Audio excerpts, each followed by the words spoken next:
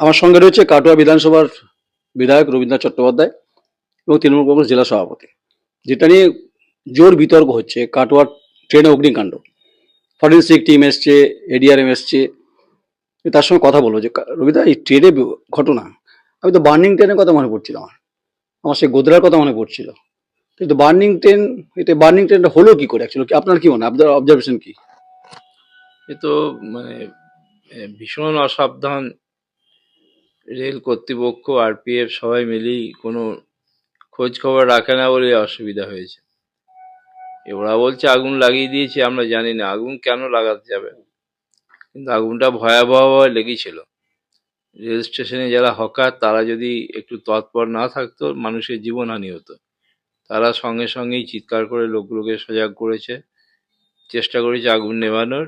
পরে fire brigade এসে আগুন নিভিয়েছে।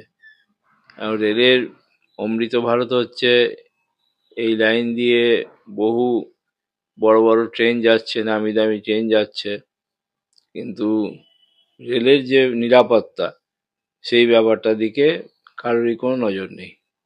আচ্ছা, ভারতীয় জনতা পার্টি বলছে, রাজ্য এবং জেলা, কাটোয়া সাংগঠনিক জেলা, তারা বলছে যে এই অগ্নিকাণ্ডের পিছনে তৃণমূল কংগ্রেসের হাত রয়েছে।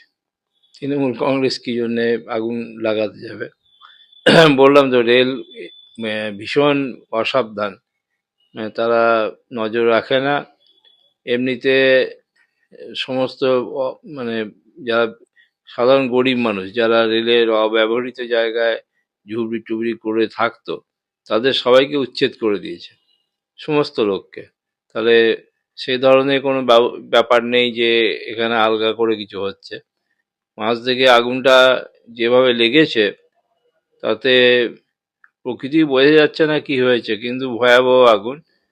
এটা যদি আরপিএফ কাছাকাছিও থাকতো তাহলে তো সঙ্গে সঙ্গেই আগুন লেগে যাওয়ার সঙ্গে সঙ্গেও তারা ব্যবস্থা নিতে পারতো।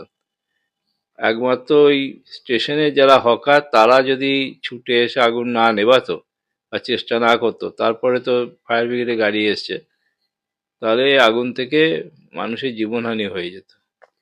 সিসিটিভি ফুটেজ তারা নিয়ে গেছে রেল কর্তৃপক্ষ। আমি পলিটিক্যাল ডিবেটটা বাদ দিচ্ছি, কে যেটার মতো করে ব্যাখ্যা করছে, কারণ এটা কিন্তু বড় ঘটনা তো বটেই। তো সিসিটিভি ফুটেজ, ফরেন্সিক থেকে টেস্ট থেকেই পরিষ্কার হবে যে ঘটনা কিভাবে হয়েছে। কারণ বিজেপি তো কথা কথা এনআইএ চায়, দেখ এখন অব্দি এনআইএটা চাইনি, আর অভিযোগটা আপনার দিকে আসেনি, আপনার দলের দিকে এসছে, সেটা ঠিক আছে। তাহলে এই যে সিসিটিভি ফুটেজ, ফরেন্সিক টেস্ট, এগুলোর পরে পরিষ্কার হবে যে অন্তর্ঘাত নাকি বিদ্যুৎ কোনো কারণে ঘটনা ঘটে গেছে। যদি ঘটে থাকে অন্তর্ঘাত, তাহলে তো বড় দুর্ভাগ্যজনক, সেটা আপনার পক্ষে দুর্ভাগ্যজনক, কাটোয়ার ক্ষেত্রে অন্তত। আর যদি শর্ট সার্কিট থেকে হয় তাহলে ব্যর্থতা আছে। এই গোটা বিষয়গুলো মেলাইন করা হচ্ছে। হ্যাঁ, মূলত আমার যেটা ধারণা আর কি, যে শর্ট সার্কিট থেকেই হয়েছে। তার এখন যখন ফুটেজ নিয়ে গেছে, এমনি অন্যান্যভাবে পরীক্ষা করা হচ্ছে, তাতে নিঃসন্দেহে উঠে আসবে ব্যাপারটা। বেশ, সঙ্গে থাকুন, দেখতে থাকুন। আমি নয়ন রায়, সন্দীপ শেঠ এবং সমীর দফাদার, কাটোয়া।